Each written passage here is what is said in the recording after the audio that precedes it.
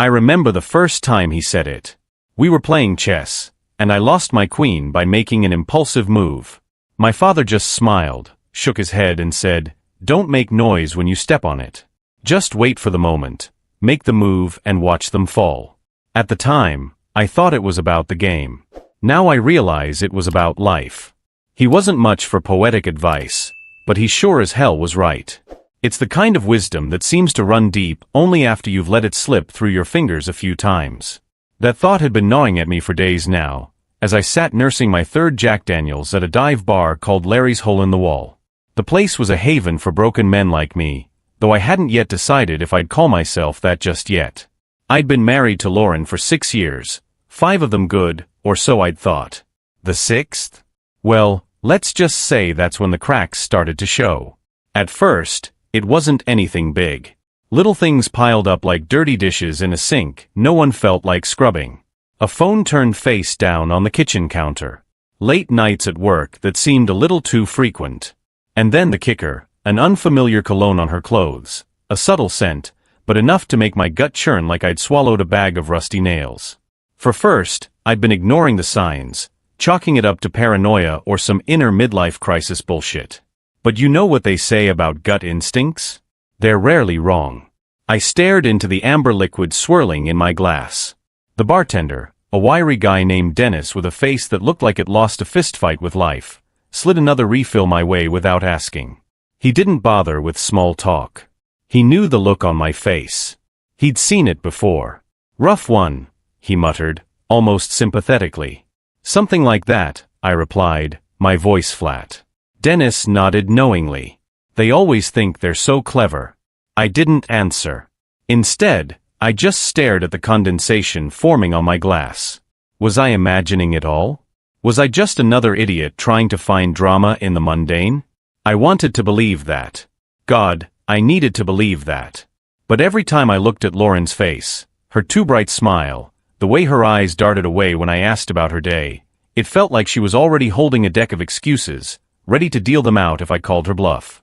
I was halfway through my drink when the sound of heels clicking against the sticky floor pulled me out of my misery. I looked up to see Emily standing there, her rain-drenched coat clinging to her frame. Emily, my sister-in-law. Lauren's younger, sharper-tongued, and far less polished sister. She was 29, unmarried, and had always been something of a wild card in the family, a trait I found both endearing and infuriating. "Jesus, Matt," she said, shaking the rain off her coat before draping it over the back of a bar stool. "You look like hell." "Thanks, Emily," I muttered, taking another sip. "Really appreciate the ego boost." She raised an eyebrow, her sharp green eyes scanning me like I was a puzzle she was piecing together. "Want to tell me why you've been acting like a zombie lately? Or should I just guess?" I sighed, waving at Dennis to bring her a drink. "I'm fine." "Yeah, sure," she said sarcastically. "And I'm the Queen of England." I shot her a look. "I don't need the lecture." "What you need," she said, leaning in conspiratorially, "is to stop being so goddamn blind." That got my attention. I set my glass down, my fingers tightening around it. "What's that supposed to mean?" She gave me a long, pitying look, then leaned back in her chair, her voice dropping. "Matt, she's cheating on you." The words hit me like a freight train, and for a moment, I just stared at her, dumbfounded. "You don't know that," I finally managed to say, almost in a whisper. Emily's expression hardened. "I've seen the way she's been acting, Matt. You know it. Deep down, you've known it for long. And now I have proof." I laughed bitterly, though there was nothing funny about any of this. "Proof? What the hell does that even mean, Emily? Did you catch her in the act or something?" Emily didn't flinch. She just sat there, tapping her fingernail against the side of her glass. "Not exactly. But I've been keeping an eye on her." "Keeping an eye? What are you, the goddamn FBI?" I snapped, the words sharper than I intended. Her lips twisted into a half-smile, the kind that said, "I don't need to justify myself to you. Look, Matt, I don't want to see you get hurt any more than you already have." "So yeah," I snooped a little. "You're welcome." I stared at her, torn between gratitude and irritation. "Okay. So? Spill it." Emily sighed, then leaned forward, her voice low and deliberate. "It's a guy named Ryan Stone. They've been messaging for weeks. He's someone she knew from college, one of those old flames who crawls out of the woodwork to reconnect." She used air quotes around the last word, her disdain practically dripping from it. "She's met up with him a few times. Lunches. Dinners. And yeah, I'm pretty damn sure it's gone further than that." My chest tightened. "You're guessing." "I'm not guessing," she said firmly. "Remember last week when she told you she had that work seminar? She didn't come home until after midnight, right?" I nodded, my stomach churning. "She wasn't at a seminar, Matt. She was with him. They had dinner, then checked into the Hilton downtown. Together." For a moment, the room felt like it was tilting. I gripped the edge of the bar to steady myself, my pulse pounding in my ears. "You're sure?" Emily didn't blink. "Positive. One of my friends works at the hotel. She saw them. Said they looked cozy as hell." I exhaled slowly, staring at the half-empty glass in front of me. The signs I'd been ignoring, the little inconsistencies, the nights I'd spent alone on the couch because she was too tired, it all snapped into focus, like pieces of a puzzle I didn't want to solve. I clenched my fists. "That son of a bitch." Emily reached out and placed a hand on mine, her touch surprisingly gentle. "Matt, listen to me. Don't do anything stupid, okay?" "Stupid?" I laughed coldly. "Define stupid. Because right now, driving to that bastard's house and rearranging his face sounds like a perfectly reasonable idea." Her grip tightened. "You think that's going to fix anything? What you need is a plan. Be smart about this. If you blow up now, you'll just give her the upper hand." I wanted to argue, to tell her I didn't care about plans or logic or any of that. But deep down, I knew she was right. My father's advice echoed in my head: take the shot, but don't let them see it coming. The ride home was a blur. By the time I pulled into the driveway, my mind was already racing with possibilities. Revenge wasn't just about making them pay, it was about doing it in a way they'd never recover from. Lauren was in the kitchen when I walked in, casually scrolling through her phone like she didn't have a care in the world. She looked up when she heard the door, her face lighting up with that rehearsed smile of hers. "Hey honey, how was your day?" I stared at her for a moment, wondering how I'd missed it for so long. The little lies. The forced affection. The way her smile never quite reached her eyes anymore. "Fine," I said evenly, hanging my coat on the back of a chair. "Yours?" "Oh, you know," she said, waving a hand dismissively. "Work was crazy. Same old, same old." "Really?" I said, grabbing a glass and pouring myself some water. "Anything interesting happen?" Her eyes flickered for the briefest second, a tiny crack in the facade. "Not really. Just meetings and emails. The usual grind." Strike one. I took a slow sip, watching her over the rim of my glass. "So, no plans for tonight?" "Nope." She smiled brightly. "Why? Were you thinking of doing something?" "Not really," I said, setting the glass down. "Just curious." She turned back to her phone, the conversation apparently over in her mind. But in mine, it was just beginning. The next day, I started laying the groundwork. First, the finances. Lauren and I had a joint account, but I moved most of the money into a private account she couldn't touch. Petty? Maybe. Necessary? Absolutely. Then I called a lawyer, a sharp, no-nonsense type recommended by a friend. I didn't waste time sugarcoating the situation. I told him I wanted everything locked down: the house, my savings, my investments. If Lauren thought she was going to waltz out of this with half of everything, she was in for a rude awakening. Next, I started gathering evidence. Emily sent me screenshots of Lauren's messages with Ryan, which she'd managed to swipe from Lauren's phone during a family barbecue weeks ago. There it was, in black and white. The flirty texts, the late-night exchanges, the not-so-subtle suggestions about their next meetup. By the end of the day, I had everything I needed. The proof, the plan, the cold, calculated resolve to see it through. Lauren might have thought she was clever, but she didn't realize one thing. She was married to a man who didn't play fair. I waited until Friday night. Lauren had another work dinner, which I knew was code for screwing Ryan Stone. I kept my cool as she got ready, her usual confidence bordering on arrogance. She kissed me on the cheek before leaving, like she was some perfect little wife. The audacity. "Don't wait up," she said with a smirk. I smiled back. Wouldn't dream of it. As soon as she was gone, I grabbed my phone and made the call. Emily answered on the first ring. "She just left," I said. "Perfect. I've got eyes on her. She's headed downtown. Thanks. Let me know if anything changes." I hung up and headed out myself, my heart pounding with a mix of anger and anticipation. By the time I reached the Hilton parking lot, Emily had already texted me, "They're here. Room 407. I didn't go to the room right away. That would have been too easy. Instead, I went to the front desk, flashing my most charming smile at the receptionist. "Hi," I said, lowering my voice to a conspiratorial whisper.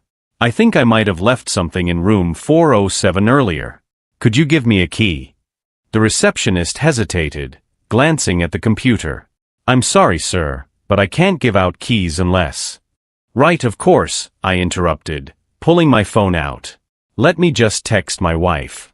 She's in there with her business partner, Ryan Stone." Her eyes widened slightly, and I leaned in closer. "Honestly, it's a little embarrassing. She forgot her charger this morning, and well, you know how she gets." The receptionist's face softened, and I could see her connecting the dots I wanted her to connect. Within a minute, I had the key in my hand. "Thank you," I said with a wink. "You're a lifesaver." I took the elevator to the 4th floor, my mind racing. When I reached the room, I didn't barge in. Instead, I knocked. There was a brief pause before Lauren's voice called out, sounding slightly panicked. "Who is it?" "It's room service," I said, mimicking the neutral tone I'd heard in every hotel I'd ever stayed in. I heard movement inside, followed by muffled voices. Then the door opened just a crack, and Ryan Stone's face appeared. He looked like he'd just stepped out of a bad cologne ad, tall, dark-haired, and full of himself. "Can I help you?" he asked, his tone dripping with impatience. I didn't answer. Instead, I shoved the door open with my shoulder, sending him stumbling backward. Lauren was standing in the middle of the room, her face frozen in a mixture of shock and terror. "Hey, honey," I said calmly, stepping inside and closing the door behind me. "I thought I'd stop by. You know, to see how work was going." "Matt," she stammered, her voice trembling. "I can explain." I held up a hand, cutting her off. "Save it. I've heard enough lies for a lifetime from you." Ryan, apparently not the brightest bulb in the box, decided to step in. "Listen, man, I think you should leave. This isn't what it looks like." I turned to him, my expression cold. "Ryan, is it? Let me make one thing clear. You're going to regret every second you've spent with her." "Is that a threat?" he asked, puffing up his chest like he had any chance of intimidating me. "No," I said, my voice eerily calm. "It's a promise." I didn't hit him, yet. Instead, I stepped back, pulling out my phone. "Smile for the camera," I said, snapping a picture of the two of them. Lauren tried to cover her face, but it was too late. "This," I said, waving my phone at them, "is going straight to HR at her office." "Oh, and Ryan? I'm sure your wife will love to see it too." Ryan's face turned pale. "You wouldn't." "Try me," I said. "Now if I were you, I'd get out of here before I lose my temper." Ryan didn't need telling twice. He grabbed his jacket and bolted, leaving Lauren standing there, trembling. For a long moment, neither of us spoke. I could see the fear in Lauren's eyes, but I didn't feel an ounce of pity. "How long?" I asked finally, my voice low and steady. "Matt, How long?" She swallowed hard. "A few weeks." I laughed bitterly, shaking my head. "A few weeks. Right. And here I thought we were happy." "We were," she insisted, her voice breaking. "It didn't mean anything, I swear. It was just stupid." "Stupid," I repeated, my tone dripping with sarcasm. "That's the word you're going with? Not selfish or disgusting? Just stupid." "Please, Matt," she begged, tears streaming down her face. "I made a mistake, but we can fix this." "We can Fix this. I interrupted, my anger finally boiling over. You think I'm just going to forgive you? Pretend like this never happened. She fell silent, her sobs filling the room. I stared at her for a long moment, my jaw clenched. Here's what's going to happen, I said finally. You're going to pack your things and leave. You can go to your boyfriend's house, or a hotel, or the goddamn moon for all I care. But you're not staying in our house. Not another night. Matt, please. No, I said firmly, cutting her off. We're done. And trust me, Lauren, this is only the beginning of what I have planned for you. Lauren didn't move. She stood there in the middle of the room, her face streaked with tears, as if the sheer weight of reality hadn't fully settled in yet. But I wasn't going to let her stall. I had no intention of giving her time to spin another web of lies or crawl her way out of the corner she'd backed herself into. You heard me, I said, my tone icy. Get your things. Now. Matt, she whispered, her voice shaking, I made a mistake. But we can work through this. I love you. Please just, don't do this. I leaned against the doorframe, crossing my arms as I stared her down. Love. I scoffed. You call this love? Sneaking around with that idiot while I'm home, trusting you? I bet you were laughing at me every time you kissed me goodbye, weren't you? She opened her mouth to protest, but I didn't let her. No, I said sharply. Don't even try. Because I'll tell you something, Lauren, I'm not the fool you think I am. I've been one step ahead of you this entire time. Her expression faltered. What do you mean? I pulled my phone out and opened my photo gallery. Oh, I don't know. Maybe it's the screenshots of your messages. Or the picture of you two looking cozy at the Hilton. Lauren collapsed onto the bed, her hands trembling. You don't understand, she mumbled. I didn't mean for it to go this far. I laughed coldly, shaking my head. You didn't mean for it to go this far? That's your excuse? It's not like you tripped and fell into his bed, Lauren. You made a choice. Every text, every lunch, every lie, it was all a choice. And now you're going to live with the consequences. By the time we got back to the house, Lauren was a shell of her former self. She didn't even argue when I told her she had 24 hours to pack her things and leave. I watched her quietly as she moved through the house, pulling clothes out of the closet and stuffing them into a suitcase. But this was far from over. I wasn't just going to let her walk away and pretend like she hadn't blown our life to hell. No, this was only the start. I called my lawyer the next morning, making it clear that I wanted a divorce as quickly and as brutally as possible. I don't care about reconciliation, I said bluntly. I want everything locked down. The house, the accounts, hell, even the dog. She gets nothing. Understood, the lawyer said. And about the infidelity? Oh, don't worry, I said, my voice dripping with venom. I've got more than enough proof. That afternoon, I drove to Ryan Stone's office. I knew he worked as a sales manager for a mid-tier tech company, a job that probably paid well enough to fund his sleazy escapades. When I arrived, I parked in the visitor lot and waited until I saw him step outside for his usual coffee run. Hey Ryan, I called out, stepping out of my car. He turned, squinting at me, his expression shifting from confusion to alarm when he recognized me. What are you doing here? Oh, just thought we should have a little chat, I said, walking toward him. Man to man. He glanced around nervously. Look, Matt, I know this is... Save it, I snapped, cutting him off. You're a coward, Ryan. Hiding behind your phone and sneaking around like some high school kid. You think you're untouchable. I didn't mean to. Didn't mean to what? Sleep with my wife? Ruin my marriage? Don't insult me, Ryan. At least have the balls to admit what you've done. He opened his mouth to respond, but I was already pulling my phone out. Oh, and by the way, I've got a little gift for you. I held up the screen, showing him the emails I'd sent to his HR department. That's your termination notice on the way, buddy. Turns out most companies don't look kindly on employees using business trips for personal affairs. His face turned white as a sheet. You can't do that. Already did, I said, my voice calm but deadly. Good luck explaining this to your boss. And your wife. Ryan stood there, stunned, as I turned and walked away. I didn't need to hear his excuses or his pleas. As far as I was concerned, he was already finished. When I got home that evening, there was a note on the counter, filled with half-hearted apologies and promises to be better. I crumpled it up and tossed it in the trash without a second thought. That night, I lit a bonfire in the backyard. Everything she'd left behind, her clothes, her photos, the stupid little knickknacks she'd collected over the years, went straight into the flames. Watching it all burn was more satisfying than I'd expected.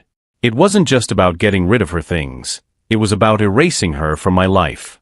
By the time the fire died down, I felt lighter. Not happy exactly, but free. And for the first time in weeks, I slept soundly. It was a week later when the last piece of the puzzle fell into place.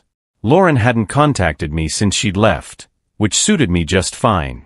My lawyer informed me she wasn't contesting the divorce, likely because she knew she didn't have a leg to stand on. As far as I was concerned, it was a done deal.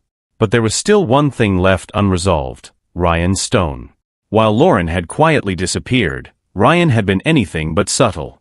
Word had gotten back to me, thanks to Emily, who was apparently enjoying her role as my unofficial spy, that he was furious about the fallout. Losing his job was just the tip of the iceberg.